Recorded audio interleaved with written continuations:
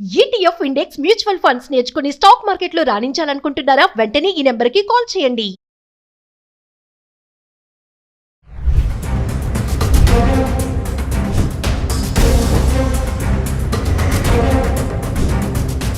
Hi hello నమస్తే, welcome back to Suman TV. ప్రస్తుతం మనతో పాటు ఉన్నారు consumers welfare committee chairman Mandadi Krishna Reddy గారు. సార్తో మాట్లాడదాం. నమస్తే సార్. నమస్కారం అమ్మా. సార్, ట్రంప్ హవా చాలా వేగంగా నడుస్తుంది. మరి ఇంకా చాలా నిర్ణయాలు తీసేసుకుంటున్నారు. ఉన్నటువంటి ఈ లాస్ట్ టర్మ్ లో తన ఎఫెక్ట్ అంతా అలా ఇంపాక్ట్ చూపించాలనే నిర్ణయంతో ట్రంప్ అయితే ఉన్నాడు. మరి చూసుకుంటే ఇప్పుడు లే ఆఫ్స్ బాగా ఉన్నాయి, ఉద్యోగాల కోత కూడా ఉంది. ఒకసారి దాని గురించి మాట్లాడుకుంటే, మరి కంపెనీస్ ఎలాంటి బేసిస్ మీద మరి ఎంప్లాయీస్ తీసుకోవడం జరుగుతుంది, తీసేస్తున్నారు ఉన్న బలంగా, ఈ లే ఆఫ్స్, ట్రంప్ డిపోర్టేషన్ కానీ ఇవన్నిటి గురించి. మనకు ట్రంప్ ఎలక్షన్లో కొన్ని వాగ్దానాలు చేశాడు. ఆ వాగ్దానంలో ఇవి కూడా ఉన్నాయి. అంటే ప్రభుత్వ ఉద్యోగాల్లో వీలైనంత వరకు అమెరికన్స్కు మాత్రమే ఆ ఉద్యోగాలు దొరకాలంటే అవుట్ సైడ్లో ఉండే వాళ్ళను పంపించినప్పుడు మాత్రమే సాధ్యమవుతుంది అనేది ఒకటి. రెండోది, ప్రభుత్వం మీద భారం ప్రభుత్వ ఉద్యోగుల వల్ల వస్తుంది. ఎందుకంటే ప్రైవేటు ఉద్యోగుల పరిస్థితి అయితే గవర్నమెంట్ రూపాయి ఇవ్వాల్సి అక్కర్లేదు, పైపెచ్చి వాళ్ళ దగ్గర నుంచి ట్యాక్సెస్ వసూలు అవుతాయి. కానీ గవర్నమెంట్ నడపడంలో మనకు గవర్నమెంట్ ఉద్యోగస్తులు అయినప్పుడు ఏమవుతుందంటే వాళ్ళ జీతభత్యాలు వాళ్ళకి కావాల్సినవన్నీ ఇవ్వాలి. రెండోది ఏంటంటే ప్రైవేటు వాడైతే తక్కువ ఇచ్చినా ఏదో రకంగా ఎక్కువ మేనేజ్ చేసుకోవడానికి పాసిబిలిటీ ఉంటుంది, కానీ గవర్నమెంట్ అలాంటి తప్పుడు పనులు చేయడానికి అవకాశం ఉంది. ఖచ్చితంగా అమెరికన్ సిటిజన్స్కి ఇచ్చినప్పుడు మామూలుగా కంపేర్ చేస్తే, అంటే అదర్ కంట్రీస్ నుంచి అక్కడికి వచ్చినటువంటి వాళ్ళు ఎవరున్నారో వాళ్ళకి, వీసా మీద వచ్చినటువంటి వాళ్ళకి ఇచ్చేటువంటి వాళ్ళకి ఏదైతే జీతాలు ఉన్నాయో, భత్యాలు ఉన్నాయో దాని మీద కనీసం 5 నుంచి 10 టైమ్స్ వరకు ఎక్కువ ఇవ్వాల్సిన పరిస్థితి ఏర్పడుతుంది. ఇలాగా ఇస్తున్నప్పుడు దీన్ని నడపడానికి అయ్యే ఖర్చు అంతా కూడా మరి ట్యాక్స్ పేయర్స్ నుంచి వచ్చే మనీ కదా. ఇది అమెరికన్ ప్రజల నుంచి వచ్చే డబ్బే తప్ప ఇది గవర్నమెంట్ కంటే ఎక్కడి నుంచి వస్తుంది? ట్యాక్సుల రూపంలో వచ్చేటువంటి, పన్నుల రూపంలో వచ్చేటువంటి వాటి నుంచే ఖర్చు పెట్టాలి. కాబట్టి అతను ఏమని చెప్పాడంటే, అనవసరంగా ఏ ప్రెసిడెంట్ వచ్చినప్పుడల్లా ప్రజల మెప్పు కోసం అని చెప్పి పనికిరాని సంస్థలన్నిటి క్రియేట్ చేసి, పనికిరాని డిపార్ట్మెంట్ అన్ని క్రియేట్ చేసి విపరీతంగా గవర్నమెంట్ ఉద్యోగులు తీసుకొని, గవర్నమెంట్ ఉద్యోగుల వల్ల ప్రభుత్వానికి వచ్చేటువంటి ఖజానా చాలా ఖర్చు అయిపోతుంది, విపరీతంగా నష్టపోతుంది. కాబట్టి దీన్ని నేను భారాన్ని తగ్గిస్తాను, సరైన రీతిలో నడుపుతాను, ప్రైవేట్ సంస్థలకు ఎక్కువ అవకాశాలు కల్పించి తద్వారా ఎక్కువ ఎంప్లాయ్మెంట్ క్రియేట్ చేసి దాని ద్వారా మనకు ట్యాక్సెస్ కూడా ఎక్కువ తీసుకొచ్చి అమెరికన్ సిస్టమ్ని ఇంకా బాగా మనం అద్భుతంగా తయారు చేసి, బాగా బలవంతంగా తయారు చేసి మనం ఎక్కువగా ఆర్థికంగా ఇంకా బలపడేటువంటి పరిస్థితి తీసుకొస్తామన్న వాగ్దానం చేశాడు. దానికి తోడుగా ఏం చేశాడంటే, ట్రంప్ సర్కార్ రాగానే చేసిన పని, ఎలాన్ మస్క్ ఆధ్వర్యంలో ఒక కమిటీ వేశారు. డిపోటేషన్ సంబంధించినటువంటి కమిటీ, ఇది ప్రత్యేకంగా లే ఆఫ్ చేయడానికి. అంటే ఎంతమంది తీసే అవకాశాలు ఉన్నాయి, ఏ డిపార్ట్మెంట్లు మనం పూర్తిగా తొలగించవచ్చు. ఇప్పుడు మన ఇండియాలో కూడా మనం ఏదైతే ప్రభుత్వ సంస్థలు, ప్రభుత్వ రంగ సంస్థల్ని పూర్తిగా కనుమరుగేటట్టు చేసే పరిస్థితి ఏర్పడింది. బీజేపీ గవర్నమెంట్లో చేసిన పని ఏంటంటే, ప్రభుత్వ రంగ సంస్థలు ఒక రకంగా చెప్పాలంటే అవి మనం ఒక భారంగా తయారైపోయినాయి. దాంట్లో పనిచేసే వాళ్ళు తక్కువ ఉంటారు, ఎక్కువగా తినేవాళ్ళు ఎక్కువ ఉంటారు. కాబట్టి ప్రభుత్వ రంగ సంస్థల్ని పూర్తిగా నిర్వీర్యం చేయండి, తీసేసేయండి, వాటిని తీసి ఎవరికైనా ప్రైవేట్ వాళ్ళకి అమ్మేసేసేయండి. తద్వారా ఏమవుతుందంటే అవి బాగా బలంగా పనిచేస్తాయి, దాని నుంచి మనకు రెవెన్యూ కూడా ఎక్కుతుంది, మనకు ట్యాక్స్లు కూడా వస్తాయని చెప్పి మన వాళ్ళు ఎప్పుడు తీసుకున్నారు. నేనే మన దగ్గర ఇప్పుడు 10 ఏళ్ల నుంచి నడుస్తున్న పని అదే. 15 ఇప్పుడు 10 ఏళ్ళు దాటి ఇప్పుడు మన మోడీ సర్కారు వచ్చిన 10 ఏళ్లలో almost all more than 60 to 70% మంచి మంచి ప్రభుత్వ రంగ సంస్థలు, కోటాను కోట్ల రూపాయల విలువైన ప్రభుత్వ రంగ సంస్థలు కూడా పూర్తిగా అమ్మేయడం జరిగింది, వేలం వేసి ప్రైవేట్ వాళ్ళకి అప్పచెప్పడం జరిగింది. ఇలాంటి స్థితి ఇప్పుడు అక్కడ కూడా. దీనికి ఒక కమిటీ మన ఇండియాలో ఎట్లా వేశారో, ఎలన్ మస్క్ ఆధ్వర్యంలో అక్కడ కూడా ఒక కమిటీ వేశారు.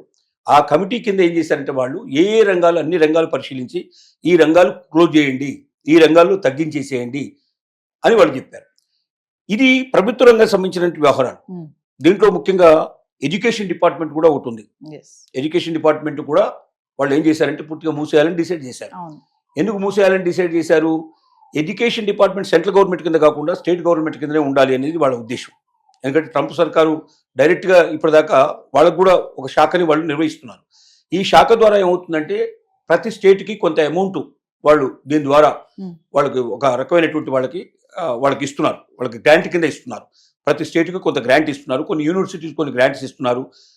అంగవైకల్యం ఉండేటువంటి వాళ్ళు, అందులోనేటువంటి పిల్లలకి చదువుకోవడానికి వాళ్ళకి అవకాశాలు కల్పించేట్టుగా కొంత గ్రాంట్ అదనంగా పోతుంది, నిరుపేదలైన వాళ్ళకి కొంత గ్రాంట్ పోతుంది. ఇప్పుడు ఎలన్ మస్క్ ఏమని వాళ్ళకి గవర్నమెంట్కి రికమెండ్ చేసిందంటే, అసలు ఎడ్యుకేషన్ డిపార్ట్మెంట్నే పూర్తిగా తీసేయండి. తీసేయడం వల్ల ఏంటి, దీనివల్ల మనకు ప్రభుత్వానికి చాలా డబ్బు మిగులుతుంది. మనం కోటాను కోట్ల రూపాయలు దీనికి మిలియన్స్ ఆఫ్ రూపీస్ మేము ఖర్చు పెడుతున్నాము. ఈ మిలియన్స్ ఆఫ్ రూపీస్ మనం మిగిల్చుకునే అవకాశం మనకు ఉంటుంది. స్టేట్ గవర్నమెంట్కి అప్పచెప్పేయండి, స్టేట్ గవర్నమెంటే చూసుకుంటాయి.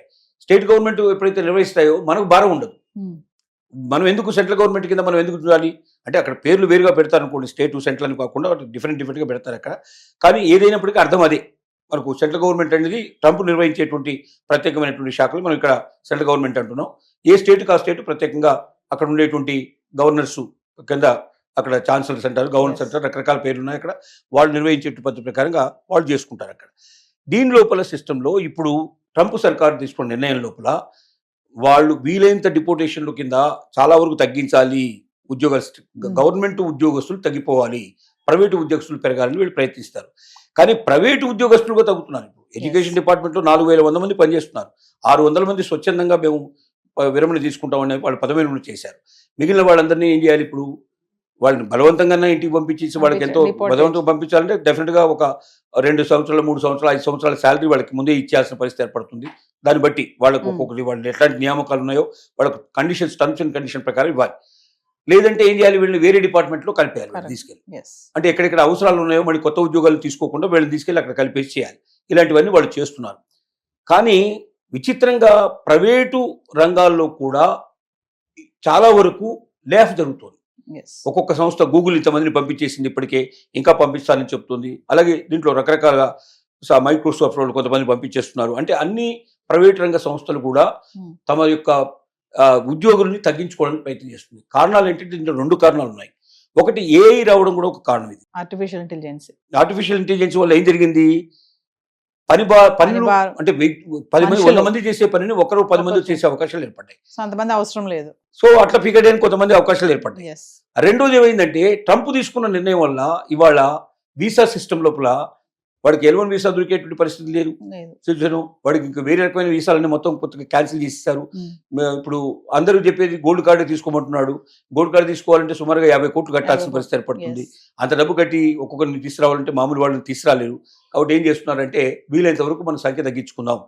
ఎందుకంటే ఎప్పుడైతే మరి విదేశాల నుంచి మనం తీసుకురాలేమో అదే అమెరికన్స్ మనం తీసుకుంటే వీళ్ళ దగ్గర శక్తి లేదు, ఆ సత్తా లేదు. అంటే ఒకటి టెక్నాలజీ వీళ్ళ దగ్గర లేదు. టెక్నాలజీ లేని వాడిని తీసుకోవడం వల్ల ఇంకా మనకు వర్క్ పాడైపోతుంది. రెండోది టెక్నాలజీ ఉన్నవాడిని పట్టుకురావాలంటే అంత డబ్బు మనం కట్టలేము. కాబట్టి ఆ మేరకు మన బిజినెస్ తగ్గించుకున్నాం. కాబట్టి వాళ్ళని ఉద్యోగస్తులు తగ్గించేద్దామని నిర్ణయించుకొని ఒక్కొక్క దాంట్లో 10%, 20%, 30% అట్లా తగ్గించుకుంటూ వస్తున్నాం. సో అందువల్ల ఒకేసారి చాలా పెద్ద పెద్ద సంస్థలు ప్రపంచవ్యాప్తంగా పేరు మోసినవి, ముఖ్యంగా భారతీయుల మీదమే ఎక్కువ ఎఫెక్ట్ పడుతుంది. ఎందుకంటే భారతీయులంతా ఇంటెలెక్చువాలిటీ కానీ ఇంత ఒబీడియన్స్ కానీ వాళ్ళకి వేరే దొరకదు. వేరే కంట్రీస్లో నుంచి వచ్చే వాళ్ళకి ఇంత ఒబీడియన్స్ ఉండదు. తను పని ఎక్కువ తట్టుకొని నిలబడగలిగే శక్తి కూడా సామర్థ్యం వీళ్ళకుండదు. ముఖ్యంగా ఎందుకంటే వేడి దేశాల్లో విపరీతమైన వేడి అనుభవించి ఉన్నారు కాబట్టి అక్కడ చలి దేశాలు సులభంగా పనిచేయగలుగుతారు వీళ్ళు. వేరే వాళ్ళకి అంత అవకాశం లేదు. కాబట్టి భారతీయులు ఎక్కువ మంది నష్టపోతున్నారు. భారతీయుల మీద ప్రభావం చాలా ఎక్కువ పడుతుంది. ఒకవైపున ప్రభుత్వ ఉద్యోగాలు తగ్గించాలని ట్రంప్ ఉన్న డిపార్ట్మెంట్లే మూసేయడానికి ప్రయత్నం చేస్తూ ఉంటే ప్రైవేటు ఉద్యోగాల మీద కూడా ఇండైరెక్ట్గా ట్రంప్ చేసినటువంటి పని వల్ల భారం పడి ట్రంప్కు వాస్తవంగా అక్కడ ఉండేటువంటి సంస్థల్లో ఉద్యోగాలు తగ్గించాలని కోరిక అతనికి ఉండకపోయినప్పటికీ మార్గం లేకపోవడం వల్ల, వీసాకు ఇంకో మార్గం లేకపోవడం వల్ల, సులభంగా వీసాలు రావు కాబట్టి అమెరికాకు వచ్చే దారులన్నీ మూసుకుపోతున్నాయి కాబట్టి తప్పని పరిస్థితిలో ఇంకో మార్గం లేక అన్ని పెద్ద పెద్ద సంస్థలు కూడా ఉద్యోగుల్ని తగ్గించుకుంటూ రావడం మొదలైంది.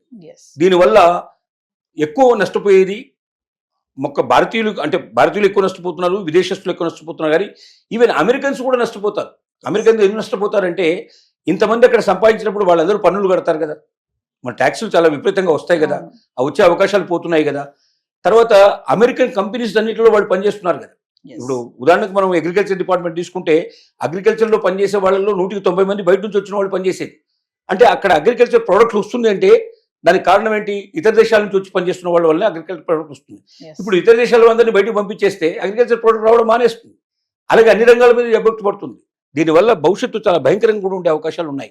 మరి దీని నుంచి ఆ వైపున ఎందుకు ఆలోచించట్లేదు, ఒకవైపున ఎందుకు ఆలోచిస్తున్నాడో అర్థం కావట్లేదు. ఎంత డబ్బు వస్తుందని లెక్క పెడుతున్నారు కానీ ఎంత అవకాశాలు పోతున్నాయి, ఎన్ని ఆర్థిక ప్రయోజనాలు తగ్గిపోతున్నాయి. తను సుసంపంగలిగే అవకాశం ఇప్పుడు ఇతరుల మీద ఆధారపడి తను బలం పెంచుకోవడానికి ప్రయత్నం చేస్తున్నాడు. ఎవడో వస్తాడు, బయట నుంచి దేశం నుంచి వస్తాడు, 50 కోట్లు పెట్టుకున్నాడు. ఇంకోటి ఏమంటున్నాడంటే వాడు 47 కోట్లు పెట్టి ఒక వీసా కొనుక్కోవడమే కాదు, వాడు అంత కోట్లు తెచ్చుకునేవాడు ఇక్కడ పరిశ్రమలు, ఇండస్ట్రీస్, వ్యాపారాలు మొదలు పెడతాడు. తద్వారా బాగా ఇక్కడ టాక్సేషన్ పెరుగుతుంది, మా వాళ్ళకు ఉద్యోగాలు దొరుకుతాయి, ఇక్కడ లోకల్ వాళ్ళకు ఉద్యోగాలు దొరుకుతాయి అని ఈ రకంగా భావిస్తున్నాడు. ఎస్. కానీ వీసా కొనుక్కున్నంత మాత్రం ఇక్కడే ఉండాల్సిన అవసరం లేదు. వాడు ప్రపంచంలో ఏ దేశానికైనా వెళ్ళొచ్చు, ఎక్కడైనా చేయొచ్చు. నాకు ఒక దేశంలో వీసా ఉంటుంది, నేను అక్కడే, ఇప్పుడు ఇండియన్ ఇక్కడ ఉన్నాడు, నేను ఈ రోజు అమెరికాలో ఉంటాను, అక్కడ ఒక కంపెనీ పెడతాను, ఇంకోటి రేపు పొద్దున ఇంగ్లాండ్లో ఒక కంపెనీ పెడతాను, ఇంకో దగ్గర ఇంకో కంపెనీ పెట్టుకోవచ్చు. నేను అక్కడ ఉండే కంపెనీ పెట్టాలని లేదు కదా. ఎస్. నేను అక్కడ ఆ దేశానికి నేను పౌరసత్వం తీసుకున్నంత మాత్రంలో, ఇప్పుడు ద్వంద్వ పౌరసత్వం ఉంది, మన ఇండియన్ పౌరసత్వం ఉంటుంది, అమెరికన్ పౌరసత్వం ఉంటుంది, రెండు ఉంటాయి. ఇక్కడ కూడా వాడు ఉపయోగించుకోవచ్చు. తొందరలోనే ఓటింగ్ రైట్ కూడా ఇస్తా అంటున్నారు వాళ్ళకి. అక్కడ ఇక్కడ రెండు చోట్ల ఓటేసే అవకాశాలు కూడా ఉన్నాయంటున్నారు. కాబట్టి ట్రంప్ ఆశిస్తున్నట్టుగా ఆ వచ్చిన వాడు ఇక్కడ పెట్టుబడులు పెట్టి అక్కడ బ్రహ్మాండమైన ఇండస్ట్రీస్ డెవలప్ చేసి అక్కడ ఉన్న వాళ్ళకి ఎంప్లాయ్మెంట్ ఇస్తారన్న నమ్మకం అయితే లేదు. పైపెచ్చి ఏమవుతుంది, ఉన్న వాళ్ళని పంపించేస్తున్నాడు. ముందు ఒక్కొక్కటి దెబ్బతింటున్నాయి కదా. ఎస్. ఒక్కొక్క వ్యవస్థ దెబ్బతింటుకుంటూ పోయినట్టయితే చివరికి ఆహార పదార్థాలకు ఇతరుల మీద ఆధారపడాల్సిన పరిస్థితి, అనేక రకాల వస్తువులకు ఇతరుల మీద ఆధారపడాల్సిన పరిస్థితి, మరి వేరే దేశాల మీద ఆధారపడే పరిస్థితి అన్నప్పుడు కొంతకాలానికి అమెరికా ఆధారపడేటువంటి పరిస్థితిలో ఉండేటువంటి దేశంగా తయారవుతుంది. అవతల వాడు ఇస్తే తీసుకోగలుగుతా, లేకపోతే లేని స్థితికి వస్తుంది. అలాంటి పరిస్థితి కరెక్ట్ కాదేమో అని చాలామంది అతనికి చెప్పడానికి ప్రయత్నం చేస్తున్నారు. కానీ ట్రంప్ లాంటి మొండివాడు ప్రపంచంలో చాలా తక్కువ ఉంటారు, అరుదుగా ఉంటారని మనం వినబడుతుంది. అందుకే ఈ స్థితి కలుగుతుంది.